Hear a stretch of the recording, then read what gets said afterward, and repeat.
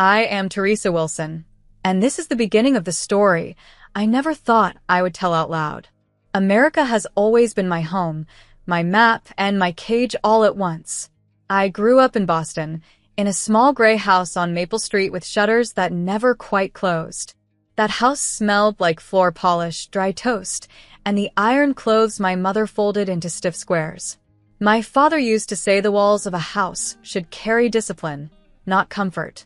My mother said curtains should never wrinkle, because wrinkles showed weakness. My sister, Sarah, was the golden child, the one who took all of their ambition and wore it like a crown. And me? I was the extra piece, the one they could not quite fit into the family puzzle. The morning everything shattered was colder than most Boston mornings, even for winter. The kind of cold that turns the sky pale and makes the airport glass look like ice. We were at Logan Airport, standing at departures. My parents were sending Sarah off to New York for her wedding weekend. I was supposed to follow later, once work allowed. At least that was the plan they told me. But plans have a way of changing without warning. My father, Albert Wilson, stood stiff as always, his coat buttoned too tight. My mother, Margaret, had that sharp look in her eyes, the one that meant she had decided something final. Sarah stood beside them, wearing a scarf the color of champagne, smirking like a girl who already had the world in her hand. Beside her was Ethan Reed, her fiancé, tall and handsome but strangely silent, as if he had already guessed something was about to break. I was pulling my carry-on toward the counter when my father called my name. He held something in his hand, my passport. He lifted it high like a trophy. For a moment, I thought he was only checking it, making sure I hadn't forgotten it. But then my mother flicked open a small lighter she carried in her bag. She had always loved fire, candles, matches, even fireplaces in summer. The flame licked the air. Before I could take a single step, the blue book was already burning. The edges curled black, the paper shrank in on itself, and the smell of charred leather and ink rose into the cold air. My father dropped the ashes onto the curb. People stared. I stood frozen, my hand still on the handle of my bag. "You're a freeloader," my mother said, her voice as sharp as glass. "You're not welcome at your sister's wedding." Sarah laughed, a cruel little laugh, the kind that cuts deeper than words. Ethan looked down at his shoes. He didn't defend me, didn't protest, didn't even flinch. I didn't cry. I didn't scream. My throat closed, but not with grief, with clarity. All my life they had said I was less, that I didn't shine like Sarah, that I didn't deserve to belong. And now, on the sidewalk outside Logan Airport, they decided to make that judgment permanent. The ashes of my passport scattered across the pavement like dead snow. People passed us, dragging suitcases, sipping coffee, hurrying to gates, but for me, time had stopped. I could have begged. I could have asked why. Instead, I reached into my coat pocket and pulled out my phone. My fingers moved almost without me thinking. I opened the list I had kept carefully tucked away for months. The wedding planner's number, the florist, the Manhattan venue, the bakery, the jazz band, the photographer, the hotel. All of them had been paid in advance. Paid by me. Paid quietly in secret from years of saving and a bonus I had earned at my nonprofit job. They thought it was my parents. They thought the Wilsons had covered Sarah's glittering New York wedding. They never knew it was me who had wanted to give Sarah that day, me who wanted to prove I could love her even if she never loved me back. I wrote one message. Just one. To all of them at once. Cancel everything. I pressed send. The sound of it was small, just a soft click, but it felt like a thunderclap inside me. My mother turned away, already pulling Sarah toward the entrance. My father muttered something about discipline. Sarah kissed the air, mocking me, and walked inside. Ethan gave me one long look, but he said nothing. Then they were gone, swallowed by the sliding doors, gone to board a plane I was no longer part of. I stood for a long while, staring at the smoke curling up from the ashes. Then I picked up my bag, turned around, and left. I didn't go back to my job. I didn't go back to run errands or make excuses. I went home. That small gray house on Maple Street had never felt colder than it did when I unlocked the door that evening. The walls seemed to lean in with judgment. The framed photos of Sarah's college graduation lined the hallway like a gallery of my absence. I set my suitcase down, walked into my room, and opened the closet. One by one, I pulled out the clothes I would take with me. Not much. A sweater, a few blouses, jeans, the black coat I had bought last winter for $50 at a thrift shop in Cambridge. I folded them neatly into my bag. The silence was so thick it pressed against my ears. Only once did I pause, my hands resting on the quilt my grandmother had made before she died. She had been the only one who ever whispered, "You matter, Teresa." I took the quilt, too. Then I sat on the edge of my bed, my phone buzzing against my palm. Calls were already coming in. The planner, frantic. The florist, confused. Numbers I didn't recognize, all flashing at once. I let them ring, one after another. I didn't answer. I had sent the message. I had chosen silence over explanation. And I knew in my bones that by morning, the storm would break. But that night, I simply lay down on my bed, the quilt pulled to my chin, and I whispered into the dark. This is the end. This is also the beginning. The calls began an hour later. At first, I thought it was only the wedding planner, Josie, trying to confirm some detail. But then the phone lit up again and again, each vibration rattling the nightstand like a drumbeat. By evening, the screen showed 550 missed calls. I hadn't picked up once.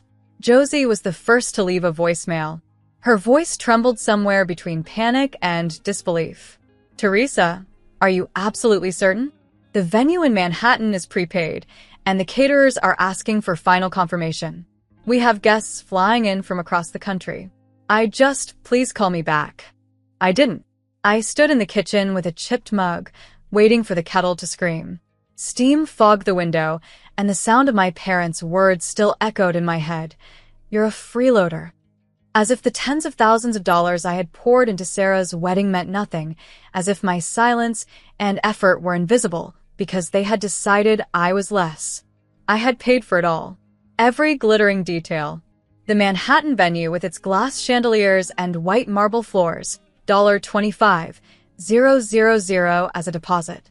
The jazz band, their saxophones polished, their fee $7,200. Flowers that Sarah insisted should be nothing less than a dream, imported roses and tulips, $6,800. The fittings for her designer dress, $3,500, quietly charged to my card when she pretended she had forgotten her wallet. The block of hotel rooms reserved for guests, $9,000. The food, rich plates of lamb and salmon, $14,000. The buttercream cake with sugared petals, $2,000. Tips, transportation, small touches that no one would notice but me, another $1,000. Even Ethan, her fiancé, had benefited. His old suit had frayed seams, and he had joked about bad luck. I bought him a navy suit for $500. He didn't know where it came from. He just smiled and said thanks. Altogether, it was $68,500. My savings, scraped together from years of modest paychecks at the art nonprofit where I worked. My one bonus from a project that brought in donors. I had never boasted, never even hinted. I thought it would be a gift, a bridge between me and the family who had never seen me as enough. Now the bridge had burned with my passport. The messages poured in. My mother's text was short, as if authority could still command me. "Sarah will fix this." My father's was sharper. "Answer your phone. Do not be childish." Sarah's words dripped with arrogance. "You wouldn't dare." But I had dared. Luke Carter, Ethan's best man, left a voicemail that sounded different. Calm, steady. "Teresa, it's Luke. I don't know what's happening, but I just want to check if you're safe. Call me if you can." His voice had no judgment, only concern. For a moment, my hand hovered over the phone, but I set it down again. Safety was not the question. Resolve was. By midnight, the consequences arrived like slow thunder. The venue confirmed the cancellation. The florist sighed, disappointment heavy in her tone, but she refunded half the cost. The band sent a short note that read simply, Understood. The baker, kind woman that she was, said she would sell the buttercream cake by the slice to Sunday walkers along the river. Piece by piece, the wedding unraveled. The family group chat exploded. Dozens of messages scrolled across the screen, a storm of outrage and confusion. My aunt from Philadelphia demanded answers. My cousin wrote in all caps, "Is this a joke?" Sarah flooded the thread with fury. "You are jealous. You are bitter. You've ruined everything. I will never forgive you." I sat cross-legged on the bed, sipping tea, the quilt my grandmother made tucked around me. I let them rage. I let them drown in their own noise while I sat in silence. My silence was not weakness, it was power. For once, I was not their scapegoat or shadow. I was the storm, but storms are lonely things. The night stretched on, long and heavy. I remembered each check I had written, each wire transfer I had made, each time I told myself it was worth it. I remembered the look on Sarah's face when she bragged about the wedding to her friends, never once mentioning that the money had come from me. I remembered the quiet satisfaction I felt when I thought she would stand under those chandeliers, smile, and at least for one moment, maybe, she would see me not as less but as her sister. That hope was ash now. At 2 a.m, another voicemail came from Luke. "Teresa, I don't know the full story, but whatever they did to you, I'm sorry. Don't let them break you." His words were gentle, a small light in the dark. I didn't call him back, but I replayed it once, then again. By dawn, I knew the news would spread. Manhattan society was small. Whispers moved faster than truth. Guests would arrive at hotels only to find their rooms canceled. Florists would tell the tale of the bride's sister who pulled the plug. Bands and bakers would carry the story home. By noon, everyone would know. And me? I sat in that gray Boston house, packing quietly. I folded shirts, tucked the quilt at the bottom of my bag, slid my laptop into its sleeve. The house felt colder than ever, each wall a reminder that love had never lived here. I wasn't running away. I was moving forward. There is a difference. When the phone rang again, I let it buzz until the screen went dark. Silence was my answer, and silence carried more weight than words ever could. I thought of Sarah, furious in some Manhattan hotel, her perfect weekend slipping through her fingers. I thought of my parents, scrambling to protect their pride, to explain how their freeloader daughter had held the purse strings all along. I thought of Ethan, standing at a crossroads he had not chosen. And I thought of myself, finally free from the chains of giving without gratitude, of loving without return. As the morning light spilled across the floorboards, I zipped the bag shut. My phone still hummed with unanswered calls, but I had already made my choice. They wanted to teach me a lesson, to remind me of my place. Instead, I taught them something far heavier. You cannot build a kingdom on contempt, and you cannot erase a person who has already chosen silence. That was the true cost of everything. Not the $68,500 I had spent, not the vendors scrambling, not the angry guests. The cost was the bond between us, broken clean, never to be repaired. And I was willing to pay it. The morning after the storm of cancellations, I woke to sunlight slicing across my bedroom floor. My phone was still buzzing on the nightstand, the screen crowded with missed calls and unread messages. The world outside was moving quickly, but inside me, time was still slow, steady, deliberate. I had no desire to argue with my family or defend myself. Silence had already said everything. But there were two people I knew I needed to face, Ethan and, unexpectedly, Luke. I texted Ethan first. "Meet me at the cafe near Boston Common. 10 a.m. The message felt heavy as I pressed send. He replied almost instantly, "I'll be there." The cafe was warm and smelled of cinnamon rolls and fresh espresso. I arrived early, sat by the window, and wrapped my hands around a mug of black coffee.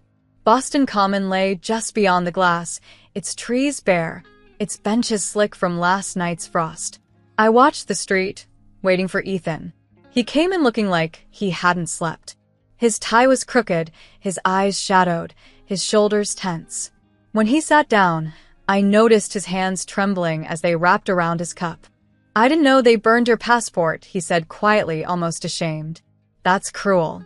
It's simple, I answered, keeping my voice steady. I paid for everything. I canceled everything. He stared at me, stunned. Sarah told me you tried to make the wedding about you. She said you were jealous, that you wanted attention. Did she tell you who paid? I asked. My eyes didn't leave his. He froze, his jaw working, his lips parting as if he wanted to argue, but no words came. No, he whispered. I leaned back, letting the truth sink in.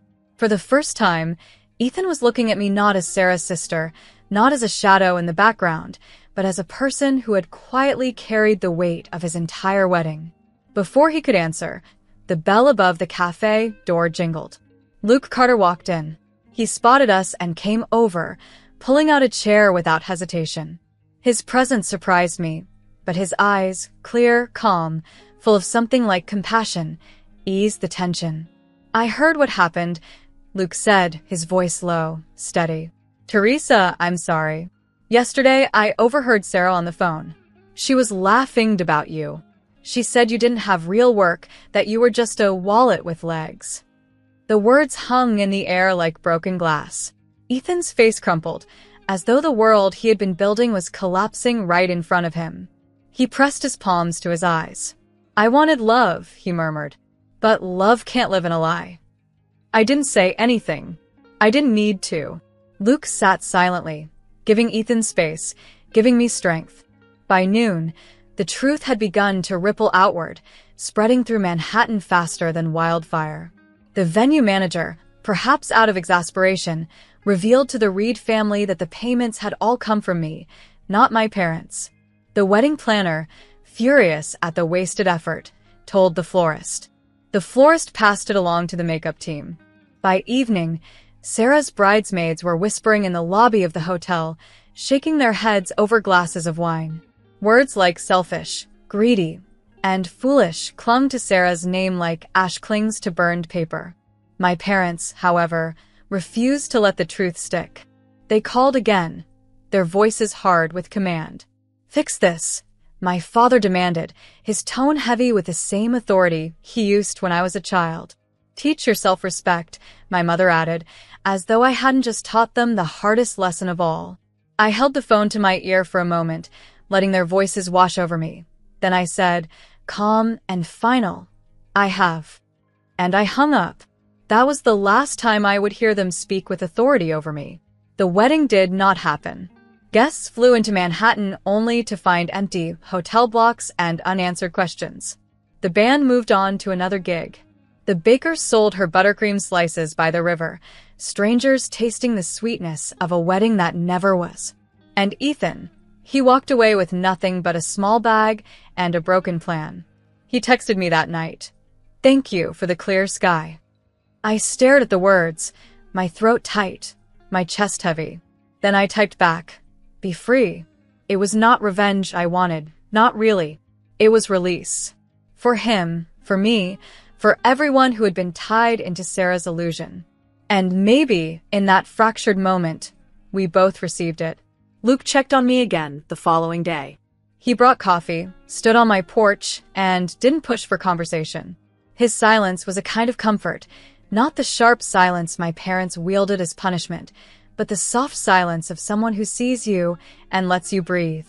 That evening, as the sky dimmed over Boston, I thought of Sarah, stranded in Manhattan with her pride shattered, her reputation scarred. I thought of my parents, still pretending they had control when the world had finally seen through them. And I thought of myself, sitting in a small gray house on Maple Street, on the edge of a new beginning.